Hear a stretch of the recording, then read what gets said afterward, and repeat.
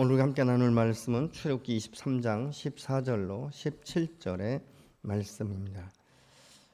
구약성경 118쪽 출애굽기 23장 14절로 17절의 말씀을 다 같이 한 음성으로 봉독하시겠습니다. 너는 매년 3번 내게 절기를 지킬지니라. 너는 무교병의 절기를 지키라. 내가 내게 명령한 대로 아비볼의 정한 때에 이래 동안 무교병을 먹을지니 이는 그 달에 내가 애굽에서 나왔음이라. 빈손으로 내 앞에 나오지 말지니라. 맥추절을 지키라. 이는 내가 수고하여 밭에 뿌린 것에 첫 열매를 거둠이니라. 수장절을 지키라. 이는 내가 수고하여 이룬 것을 연말에 밭에서부터 거두어 저장함이니라. 내 모든 남자는 매년 3번씩 주 여호와께 보일지니라. 아멘.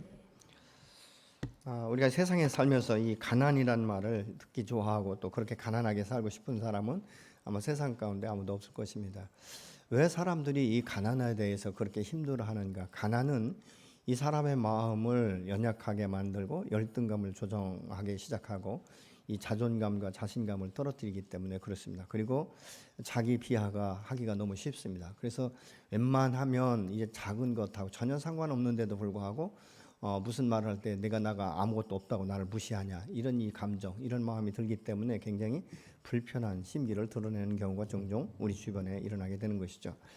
또 어렸을 적에 이제 가난을 경험한 사람은 그것이 너무 지겨워서 내 자식에게만큼은 이 가난을 대물림해주지 않겠다는 이 마음의 결단을 하고 나면 사실 밤낮 없이 수고하고 자기의 몸이 망가지는 줄도 모르고 최선을 다해서 이제 하다 보니까 자기에게는 그 여유가 없어요. 이 자기에게는 참 후하게 이렇게 하는 것이 아니라 자기 자신을 이 돌보고 하는 이 누리고 하는 이 부분에서 굉장히 인색합니다. 사실은 이제 모든 것을 다 쏟아 주었을 때 이 자녀들이 감사합니다, 고맙습니다 이러면 좋은데 또 자녀들이 그거 볼 때는 굉장히 상대적으로 이 다른 사람들과 비교하기 때문에 역시 못 채워진 이 부분, 이 아쉬운 부분을 생각하다 보니까 부모에 대해서 감사하지 않는, 이럴 때 이 부모들이 느끼는 것은 참 허전하다. 내 인생이 무엇 때문에 살았을까? 과연 이것이 옳은 것인가? 이런 생각을 하지만 또 반면에는 그래도 내가 그렇게 했기 때문에 이 자녀들에게 적어도 나보다는 더 나은 이런 삶을 살고 있지 않겠는가. 이렇기 때문에 이 안정감을 누리는 경우가 종종 있는 것들을 우리가 보게 되는 것이죠. 그래서 이 부모는 자녀들을 생각할 때 당연한 것으로, 그렇게 자기의 노력과 수고는 당연한 것으로 생각하는데 사실 자녀의 입장에서는 고맙고 감사한 것을 표현할 때 그 마음 가운데 더 기쁨이 있지 않겠습니까? 우리가 하나님 앞에 사실은 이런 경우가 많죠. 하나님은 우리에게 무조건적인 사랑과 은혜를 부어주시면서 하나님의 언약을 우리를 통해서 이 땅 가운데 드러내기를 굉장히 원하세요. 사실은 나보다도 하나님께서는 나를 통해서 역사하시기를 굉장히 기대하고 있다는 것이죠. 근데 우리가 이 세상 문화에 이렇게 계속 이렇게 묶이다 보니까 내가 이 세상에서 보고 듣고 배우고 경험한 것 이상은 내가 그 선을 넘어가지 않으려는, 그 선을 넘어가면 마치 이상한 사람처럼 이렇게 생각한다는 것이죠. 그러나 여러분, 하나님은 우리에게 아브라함을 부르실 때부터 복의 근원이라고 말씀하셨고 너로 인해서 모든 천하 만민이 복을 얻을 것이라고 분명히 말씀하셨습니다.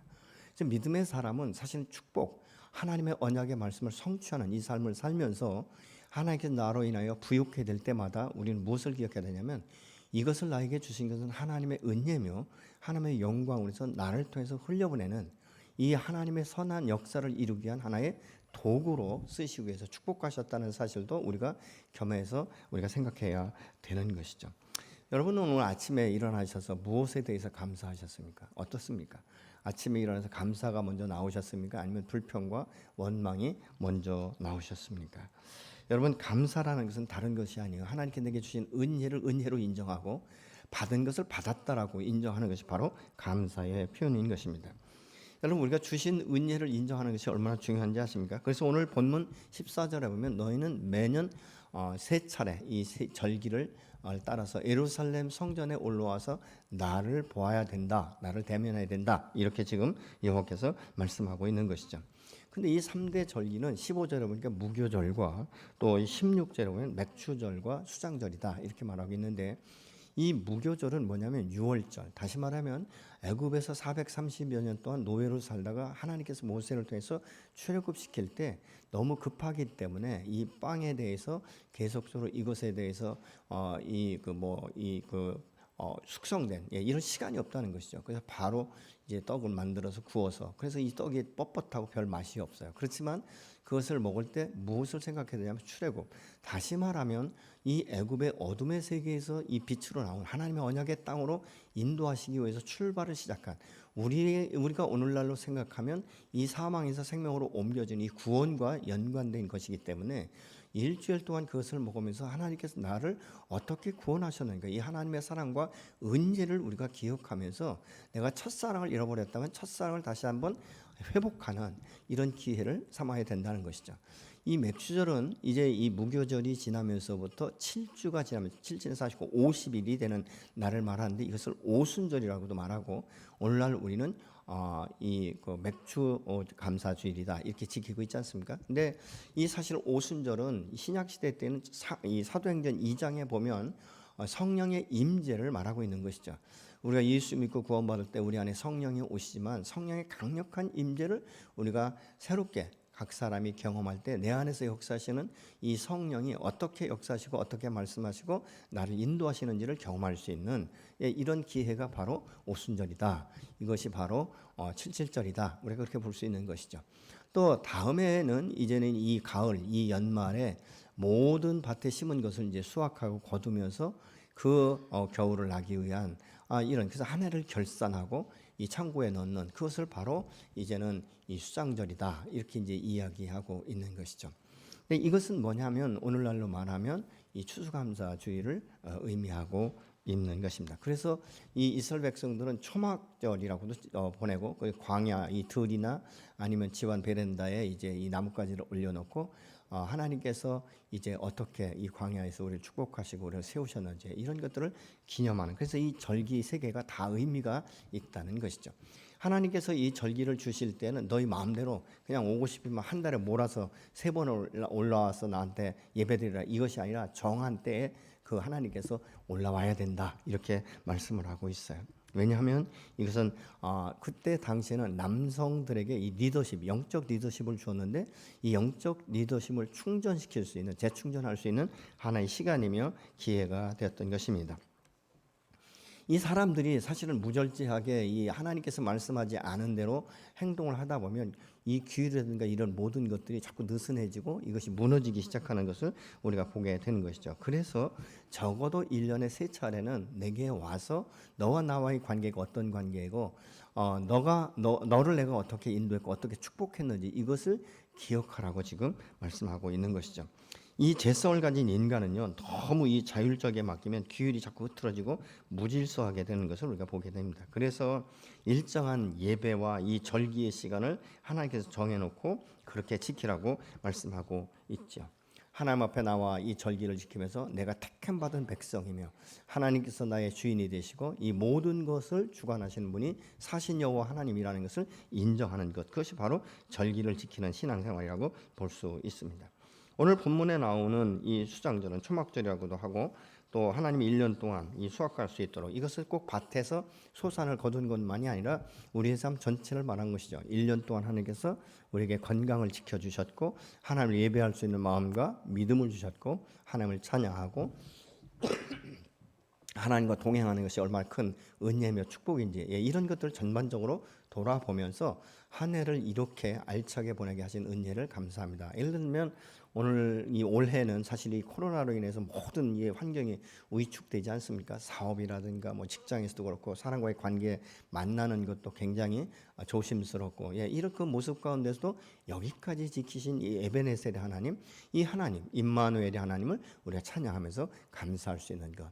정말 많은 사람 가운데 그래도 나를 건강하게 지켜주셨고 안전하게 우리 가족을 지켜주신 것, 이런 그 모든 것들을 생각할 때마다 우리가 감사할 수 있어야 되는 것이죠. 여러분, 우리가 이 세상 가운데 살면서 모든 걸 다 잃어버려도 한 가지 잃어버려서는 안 되고 그것이 우리에게 이 평생에 얼마나 큰 축복이며 은혜인지 여러분 그거 기억하십니까? 나 같은 죄인, 요한복음 5장 24절에 정말 사망에 거기서 살 수밖에 없는 나를 생명으로 옮기고 심판에 이르지 않게 하시면서 하나님을 아버지라고 부를 수 있는 이 특권을 주신 것, 이것이 얼마나 감사한지 이 한 가지만 생각해도 우리가 하나님 앞에 감사할 수밖에 없는 것이에요. 그렇지 않습니까? 나 같은 죄인이, 나같이 나밖에 모르고 내 주관적이고 정말 어떤 때 보면 내 양심의 가책을 느끼면서도 그 일을 행하는 이런 나를 특별히 사랑하셔서 나를 하나님의 그 나라에 올 수 있도록 그 길을 열어주신, 내가 예수를 듣고 믿고 깨닫고 순종할 수 있도록 역사하시니 하나님의 은혜를 생각하면 평생, 아니 영원토록 우리가 감사할 수밖에 없다는 것입니다. 그래서 이 절기를 지키는 것은 또 뭐냐면, 하나님께서 이제는 출애굽시키시고 광야 40년은 만나와 메추라기로 이렇게 공급하시지 않았습니까? 반석에서 물이 나오게 하시고 쓴물을 단물로 바꾸시고, 이런 가운데서 면면이 하나님께서 이스라엘 백성들을 살피셨지만, 이제는 이 맥추절이라든가 이 추수감사절은 약속의 땅에 들어가서 첫 열매를 거둔 것이 바로 맥추절이죠. 그리고 그 한 해를 보내면서 이제 모든 수확을 거둔 것이 수장절, 초막절이다라고 말씀하고 있는 것이죠. 그래서 이것을 거두면서 과거를 회상하는 거예요. 우리가 노예가 되었을 때, 우리 조상들이 노예로 살아갈 때 정말 우리 것이라는 건 하나도 없었고, 뼈 빠지게 일을 해봐야 다 주인의 것이었고, 내가 죽지 않고 팔려가지 않으면 감사하고, 왜 그런 시절도 있었지만, 또 이 광야에서 40년 동안 우리를 굶주려서 허기져서 죽게 하지 아니하시고 만나와 메추라기로 먹이시고 물을 주시고 낮과 밤을 구분하게 하시고, 또 그거에 따라서 이 구름 기둥으로 불로 이렇게 우리를 보존하시고 인도하신 하나님의 은혜를 감사한데, 사람의 마음이 말이죠, 얼마나 감사한지. 이제 이 광야 생활이 끝나고 나서 약속의 땅에 들어가서 수확을 하다 보니까 쏠쏠한 재미가 나기 시작하는 것이죠.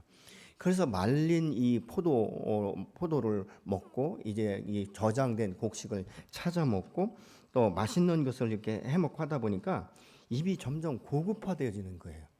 그러니까 이 과거의 삶에 대해서 감사하고 여기까지 인도하신 하나님의 은혜에 감사하는 것이 아니라, 내가 지금 노력하고 내가 잘 준비했기 때문에 오늘날 내가 이렇게 풍요롭게 산다라는 이 생각을 하고 있다는 것이죠. 여러분, 그러다 보니까 이 하나님의 은혜보다는 내 노력, 내 힘, 이것에 대해서 더 의존하게 되는 것을 우리가 봅니다. 시간이 지나면서부터 점점 하나님을 사모하는 마음과 예배하는 마음과, 그래서 내 중심이 자꾸 하나님 중심이 아니라 세상 중심으로 바뀌어가기 시작하는 것이죠. 그래서 여호와께서 말씀하시는 거예요. 이렇게 될 걸 아시기 때문에 이 절기를 주셔서 적어도 1년에 3차례 이 절기를 지키기 위해서 너희가 어느 곳에 있든지 예루살렘에 올라와서 그 전에서 예배드리면서 나의 얼굴을 보라고 지금 말씀하고 있는 것이죠.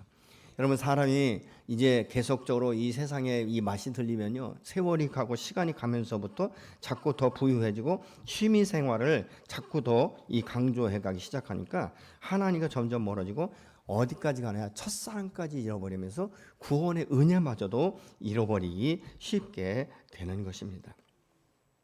우리가 처음 예수를 믿을 때 그 심정으로 돌아가기만 하면 사실 우리는 새롭게 모든 것을 시작할 수 있고 하나님의 은혜를 기억하며 감동과 감격을 다시 회복할 수가 있지 않겠습니까? 여러분은 어떻습니까? 내가 처음 주를 만났을 때를 정말 일상 가운데 얼마나 기억을 하고 사십니까? 올 한 해 동안 여러분은 어떻게 하나님에 대해서, 이 첫사랑에 대해서 여러분 생각해 보시면서, 아, 내가 너무 많이 떨어져 왔구나, 너무 멀리 떨어져 있구나, 이것을 생각하시면서 이 돌아오기 위해서 몸부림쳐 보셨습니까? 여러분, 이 세상이라는 것은요, 우리를 얼마나 서서히 잠식시키는지 몰라요. 롯이 아브람과 헤어졌을 때 사실은 그 소돔 고모라 성으로 바로 들어간 게 아니지 않습니까? 하나님의 동산 같고 물이 풍부하고 이게 뭐 초장이 뭐 말할 수 없이 넓으니까 여기가 좋다 이랬어요. 그런데 나중에 이 창세기에서 소돔 고모라 성이 멸망할 때 롯의 현재 위치를 보면 소돔 고모라 성 중심부에 들어와 있는 롯의 모습을 볼 수 있는 거예요. 서서히 조금씩 세상과 짝하고 이렇게 살다 보니까 하나님 없이도 쏠쏠한 재미가 있다는 거예요. 사는 것에 쏠쏠한 재미가 있어요. 또 죄에서 누리는 이 낙이라는 것은 말로 표현할 수 없는, 어떻게 보면 굉장히 자기 인생 가운데 비밀스러운 모습까지도 가지면서 누릴 수 있는, 이것이 너무 재밌는 거예요. 근데 하나님 앞에 나오면 어떻습니까? 예배를 드릴 때 때로는 아주 듣기 싫은 이야기를 듣지 않습니까? 어떤 때 꼭 목사가 자기 위에서 막 자기만 바라보면서 지적질하는 것 같은 이런 느낌을 받을 수 있는 거예요. 그러니까 그 말 듣기가 싫지 않습니까? 여러분, 아이들이 잘못한 것을 부모가 지적하면 예 어머니, 예 아빠, 알았어요 이러면 좋은데, 그게 왜요? 이러면서 계속적으로 대들고, 아예 뭐 아빠나 엄마는 나하고 상대하고 내가 말벗이 안 된다. 말했다가는 내가 본전도 못 찾고 나를 이해하지 못한다. 이런 것 때문에 부모와의 관계를 단절시키는 이런 이 상태에 이르게 되는 경우도 있지 않습니까? 왜냐하면 이 세상에 이 누리는 쾌락은요, 가지면 가질수록 더 갖고 싶은 거예요. 가지면 가질수록 더 누리고 싶은 거예요.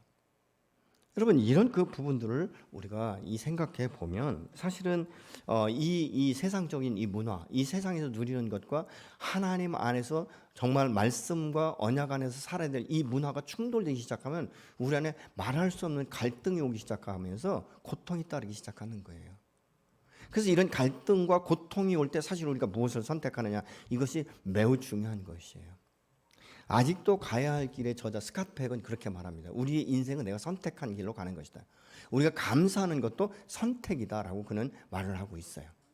여러분, 우리 일생 가운데 선택하는 게 얼마나 많은지 아십니까? 빌립보서 4장 6절은 여러분 잘 아는데, 아무것도 염려하지 말고 오직 기도와 간구로 하나님 앞에 아뢰라. 그리하면 모든 지각에 뛰어난 하나님 평강이 그리스도 예수 안에서 너희 마음과 생각을 지키시라는 언약의 말씀이 있음에도 불구하고 나는 여전히 염려를 선택하는 경우가 얼마나 많습니까?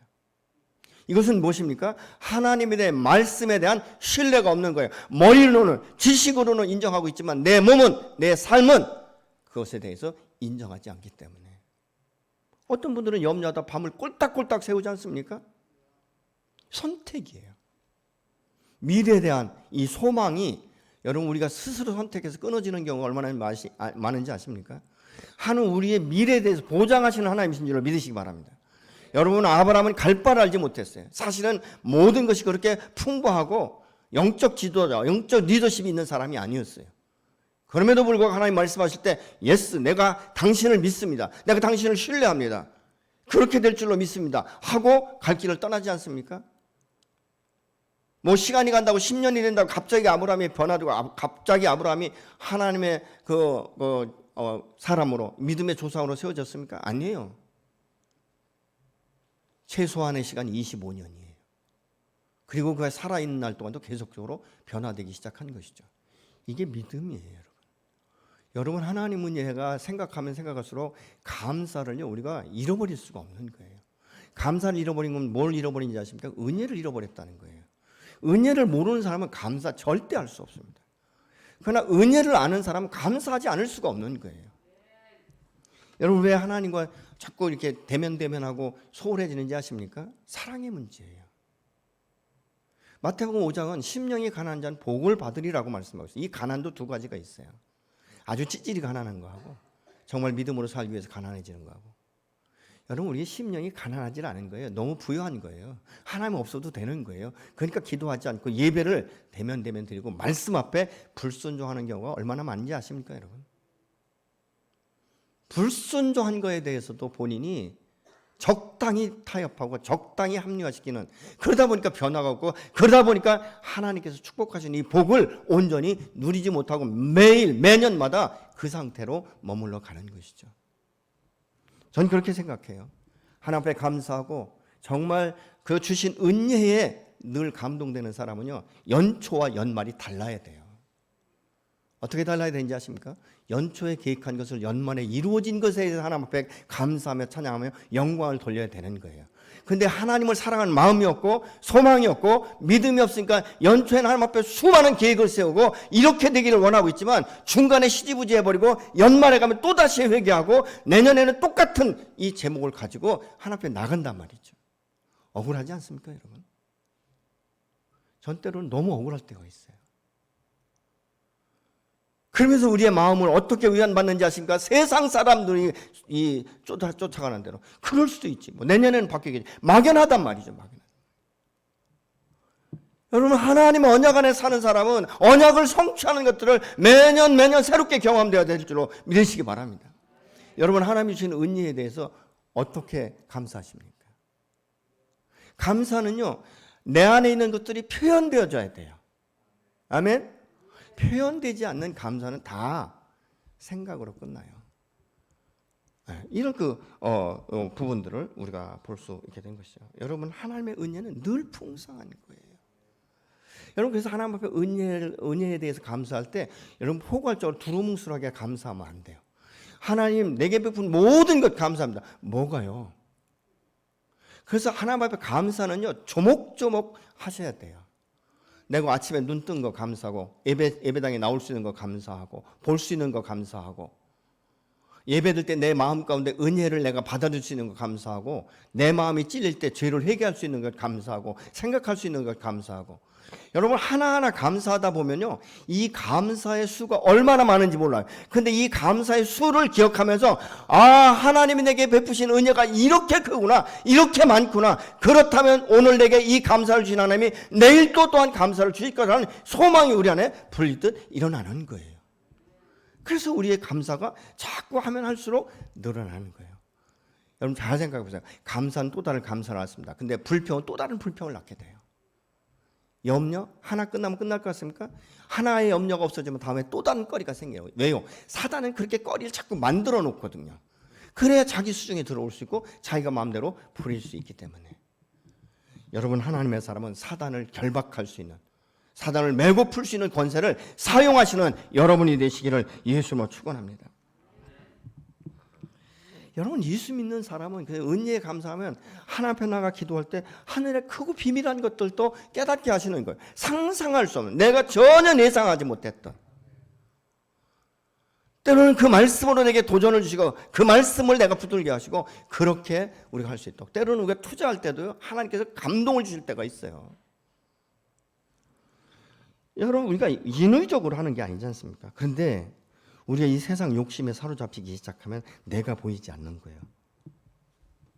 내가 추구하는 것에 욕심이 가미되기 시작하면 여러분 그 욕심은 무엇으로도 채울 수가 없어요. 항상 부족한 거예요. 그렇지 않습니까 여러분? 내 안에 욕심, 이것이 잉태되기 시작하면 결국 죄를 낳고 사망에 이르게 한다라고 성경은 말씀하고 있지 않습니까? 여러분 하나님께서 우리에게 분명히 오늘 말씀하세요. 뭐라고 말씀하셨는지 아십니까? 15절에 너 내 앞에 나올 때 빈손으로 나오지 마.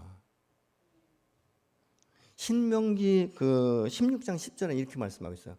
너 내 앞에 나올 때 네가 받은 은혜대로 네가 계산해서 내 앞에 나와. 이렇게 말씀하고 있어요. 근데 이 말은 어떤 뜻이냐면요, 사실 이 감사라는 것은 하나님이 주신 그 은혜, 이런 것들을 우리가 기억하는 것이죠. 이 욕심과 욕망으로부터 오는 이 마음은 사람의 마음을 교만하게도 말해요. 부모에 대해서 감사하지 않고, 세상에 대해 감사하지 아니하고, 직장에 대해서 감사하지 아니하고. 제가 어느 책에 보니까 말이죠, 어떤 그 분이 61세 됐는데 이제 사업을 하는데 한 176명 정도의 사원을 데리고 일을 하는 사업체예요. 근데 이분이 아마 뭐 예수를 믿었는 것 같아요. 그러니까 이제 매년 한 절기가 되어지면 그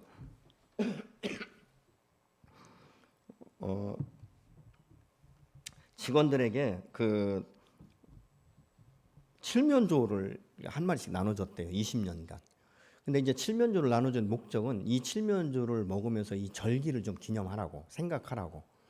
예, 그렇게 나눠줬는데 20년 동안 나눠줬는데요. 176명 가운데 4명만 감사하다라고 표현하고, 나머지는 그거 당연한 거 아니야? 뭐 사장이 당연히 준 거지. 이렇게 생각했다는 거예요. 며칠 전에 제가 이제 그 아시는 목사님을 만났는데 그 교회가 그렇게 크질 않아요. 근데 이제 사모님이 이런 얘기를 하시더라고요. 목사님, 저희가 몇 주 전에 사실 큰 맘 먹고 그 사골곰탕을 끓여가지고 한 가정에 한 사람 앞에 3리터인가를 줬대나, 이렇게 얼마 줬대요. 그러면서 이제 마음으로 목사님하고 둘이 이렇게 상의했대요. 우리한테 그냥 받아갈 때 고맙다고 말하는 거 말고 개인적으로 고맙습니다라고 말하는 사람이 있다면 그 한 사람이나 그 가족을 다 내가 초청해서 식사를 제공했다, 이런 마음의 결정을 했다는 거예요. 근데 한 2주쯤 지났는데 딱 한 사람이 와서 목사님 잘 먹었습니다, 감사합니다. 그래가지고 그 한 사람 때문에 그 가족을 다 초청해서 목사님과 사모님이 식사 접대를 했다라고 말하면서 참 세상에 이렇게 감사가 없다라고 말씀을 하시더라고요. 여러분 우리 교회가 지금 코로나 바이러스로 인해서 식사를 못 하잖아요. 사실 전 그게 너무 안타까운 거예요. 예배 끝나고 같이 올라가서 식사하고 좀 대화하고 교제하고 얼마나 좋겠습니까? 근데 이게 안 되잖아요. 지금 못 하고 있잖아요, 법적으로. 그래서 어떤 한 집사님이 그냥 처음에 문을 열기 시작했죠. 얼마를 내놓으면서 이건 빵이 되든 뭐를 되든 좀 성도들을 섬겼으면 좋겠다. 근데 그것이 지금 수개월째 연결되고 오고 있어요. 근데 여러분 사실 이제 주보에 이름이 나가기도 하고 안 나가기도 하는데 여러분 그거 받으시면서 감사해 보셨습니까? 야, 이 집사님 참 감사하다. 그래서 축복기도 해보셨습니까? 하나님 이분을 축복하시고 가정을 축복하시고 강건케 하옵소서. 근데 어떤 분들은 축복은커녕 어떻게 교회에서 맨 빵이나 주고 이게 섭해, 그죠? 근데 사실 그게 최선이에요. 무엇입니까? 주고 안 주고를 떠나서 내가 받는 자의 자세, 이 마음이 매우 중요한 거예요. 여러분 매일 아침 내가 사서 눈 뜨는 거 당연한 거 아니에요? 그렇죠? 당연한 게 아니라는 거예요.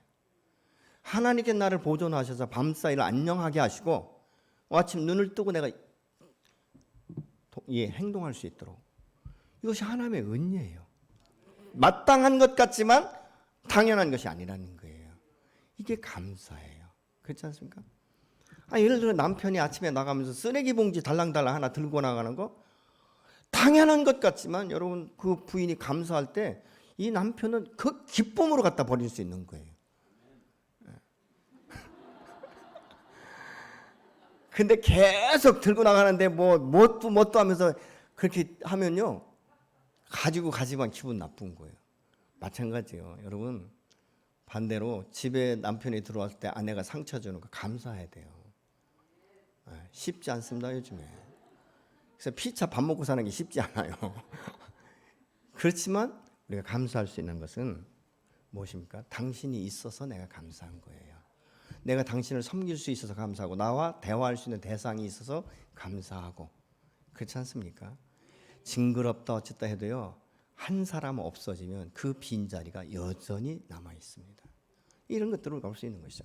이게 다 우리가 보면 평상시에는 별것 아닌 것 같고 당연한 것 같지만 하나님을 우리가 그 은혜를 생각하면 하나도 당연한 것 없고 하나도 우리가 내가 취한 것 없다는 거예요. 여러분 스스로 출생하신 분 계십니까? 스스로 건강 유지시킬 수 있는 분 계십니까? 스스로 내 육체의 질병을 치료할 수 있는 분 계십니까? 내 힘으로 내 자력으로 일기를 주장할 수 있는 분 계십니까? 내 노력으로 이 곡식을 성장하게 할 수 있는 분 계십니까? 내 힘으로 해가 뜰 수 있습니까? 내 힘으로 달을 뜨게 할 수 있고 바람을 불게 할 수 있습니까? 아무것도 없는 거예요 우리는요. 그럼에도 불구하고 하나님께서 모든 것을 때를 따라 돕고 공급하시기 때문에 내가 오늘 또 살아있는 것이고 내가 감사할 수 있는 것이고 예배드릴 수 있는 것이고 찬양할 수 있는 것 아니겠습니까? 감사밖에 없는 거예요. 여러분 얼마나 감사할까? 매일매일 우리는 감사할 수 있어야 돼요. 근데 하나님께서 이스라엘 백성들에게 너의 선민이지만 최소한 1년에 3차례는 예루살렘 내 선에 와서 예배드리며 나의 얼굴을 보라고 말씀하고 있어요. 왜 빈손으로 나오지 말라고 했냐? 이 의미가 뭔지 아십니까? 빈손으로 나오지 말라는 이 뜻은 공허하게, 헛되이, 쓸데없이, 이유 없이 이런 의미를 갖고 있어요. 또 내게라는 이 말은 얼굴이라는 의미가 있어요. 그러니까 이 말을 같이 합성해서 보면 헛되이 너희가 내 얼굴을 바라보려고 하지 말라라고 지금 말씀하고 있어요. 이게 어떤 의미인지 아십니까? 하나님의 은혜는 모두에게 공짜입니다. 여러분 돈 내고 숨 쉬는 분 계십니까? 근데 중환자실에 가면 다 돈 내고 숨 쉬죠. 산소호흡기를 껴야 되니까, 그죠? 또 그렇지만 하나님은 모든 사람에게 우리의 모든 필요를 공짜로 공급하시지만 한 가지 다른 게 있습니다.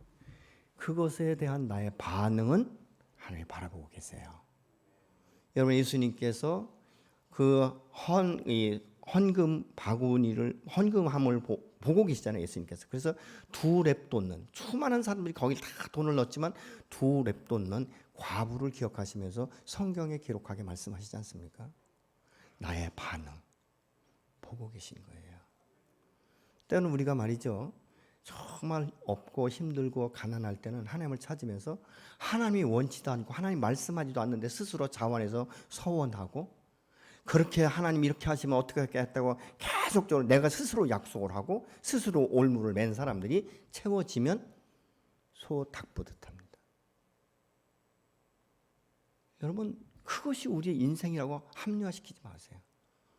이것에 대해서 내가 계속적으로 스스로 결단하고 스스로 이걸 파괴해 버리니까 여러분 내 인생이 바뀌지 않는 거예요. 살긴 살아요. 그러나 하나님의 축복과 언약에 대한 성취는 평생 이룰 수가 없습니다. 어떤 분들은 뭐 지금 형편이 아니요. 지금 형편이 중요한 게 아니에요. 순종 하나 안 하나를 보고 계신 거예요.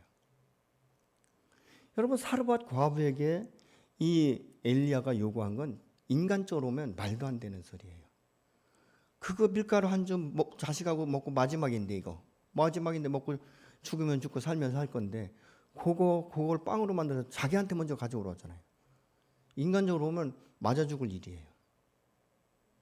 그러나 그 사르밧 과부가 순종함을 통해서 이 흉년이 끝날 때까지 그의 기름의 통에 기름이 마르지 않고 가루 항아리에 가루가 마르지 않는 이 복을 받지 않습니까? 근데 이것을 우리는 성경에 기록된 것으로만 생각해요. 아니요. 성경에 기록된 것은 오늘날도 이루어질 수 있는 줄로 믿으시기 바랍니다. 내가 싫은 거예요. 내가 가난해지기 싫은 거예요. 그냥 그렇게 살고 싶은 거예요. 여러분가 세상 가운데 사업을 해도 하나님의 것 도적질하고 여러분 세상의 법 도적질해서 부자 되는 사람 많습니다. 하나님 원치 않는 거예요. 여러분의 생계를 유지하는 게 하나님의 것 도적질해서 생계 유지할 수 있는 것 같습니까? 그게 뭔지 아십니까? 앞으로 남고 뒤로는 미치는 거예요. 뭐예요? 전대가 터져버린 거예요. 항아리가 밑이 빠졌어요. 아무리 물을 부어도 넘치지 않습니다. 그것을 채우기 위해서 더 노력해야 되고 더 힘써야 되고 더 바쁘게 움직여야 겨우 그 물을 채우는 거예요. 왜? 밑이 빠져 있으니까. 근데 전대가 막히고 항아리에 밑이 막혀 있으면요 그렇게 안 해도 돼요. 스남 해도 충분해요. 여러분 이런 일들이 사실은 먼 나라의 이야기가 아니고 성경에 기록된 이야기가 오늘날도 이런 일들이 이루어진다는 것입니다. 여러분 하나님은 오늘도 변화없이 일용할 양식을 우리에게 주시고 활동할 수 있도록 나를 본연시키시고 또 하나님 앞에 가면 갈수록 그분이 어떤 분인지 알게 하고 정말 이 영적인 비밀을 깨닫게 하시면서 우리가 믿음으로 순종하는 이 기쁨 이것을 맛보게 하시는 분이 사실 하나님이신 줄로 믿으시기 바랍니다. 여러분 하나님 앞에 얼굴을 구하며 나갈 때 헛되이 나가지 마세요. 그래서 이 내가 받은 것만큼 그 이상도 그 이하도 아니라 내가 받은 것만큼 내가 누리는 것만큼 거기에서 하나님께 내게 채워주셨다는 것을 인정하라고 지금 말씀하고 있습니다. 여러분 감사는 어디서부터 나온지 아십니까? 은혜와 복을 기억하는 데서부터 출발돼요. 때로는 고난 속에서도 감사할 수 있는 것은 아까도 제가 말씀드린 감사 그동안 내게 베풀으신 은혜를 쭉 이렇게 기억하다 보면요. 아 하나님께서 나를 지금까지 은혜를 주셨기 때문에 이 환난, 이 고난, 이 광야의 삶도 능히 통과하게 하실 것이고 미래에 대해서 반드시 피할 길을 여시는 그 하나님께서 내 인생을 축복하시고 열어주시려는 이 확신이 저와 여러분 안에 있을 때 우리는 고난 가운데 기쁨으로 감당하고 인내할 수 있게 되는 줄로 믿으시기 바랍니다. 여러분 소망이 없는 사람은요 인내할 수가 없어요. 하나님의 은혜를 기억하지 못하는 사람은요 정말로 이 세상 나그네 길에서 얼마나 힘든 삶을 살아야 되는지 몰라요. 때로는 사는 것이 힘들고 아플 때도 있지만 그때도 피할 길을 주시고 풀어주시는 이 살아계신 하나님, 이 전능하신 하나님 우리가 믿기 때문에 감사할 수 있게 되는 것이죠. 여러분 우리가 이 땅 가운데 살아 이 감사 이거 굉장히 구체적으로 우리가 할 때 사실은 새로운 힘과 능력이 생기는 거예요. 여러분은 어떻습니까? 우리의 삶과 수확의 열매가 하나님의 전적인 은혜인 줄로 믿으십니까? 여러분 감사를 표현하는 이것은 훈련이면서 습관이에요. 우리의 믿음이 선배들의 어려운 시간을 보면서 참 새롭게 이렇게 그 사람들이 어떻게 그렇게 어려움을 지켰을까? 여러분 우리가 한참 전에 그 정동원이가 트롯 거기에 나와가지고 갑자기 좀 일어났는데 예 어떻든 그때 당시가 뭐냐면 나무 껍질 벗겨 먹고 아이들이 그럴 때 춘공기가 있을 때였거든요. 보릿고개가 있었다는 것이죠. 근데 그때 당시에 이 아이들이 이렇게 그 맥추감사절이나 추수감사절이 되면 이렇게 봉투에 이 벼나 이런 쌀이나 이런 걸 알곡을 담아와서 이제 갖다 헌물하는 거죠. 근데 집에 아이들이 예배 마치고 돌아오다 보면 어머니들은 이렇게 아버지나 어머니는 이고 아버지는 지게 지고 이렇게 그 자루에 넣어가지고 간다는 거예요. 그때 애들이 이게 이해가 안 되니까 엄마 우리는 왜 봉투를 줬는데 엄마는 이걸 이고 가 이렇게 이제 이야기했다는 거죠. 그때 엄마가 눈물을 흘리면서 지금 우리가 내년에도 사실은 이게 보리가 날 때까지 우리가 먹을 수 있는 보장은 없지만 수년 동안 지금 이런 생활 가운데서 우리를 굶주리지 않게 하시고 너희들 이렇게 건강하게 키우신 하나님의 은혜가 아니면 우리가 살 수 없는데 하나님의 은혜가 있기 때문에 내년에도 우리 하나님께서 동일하게 채워주실 줄로 믿고 하는 것이다라고 얘기했다는 거예요.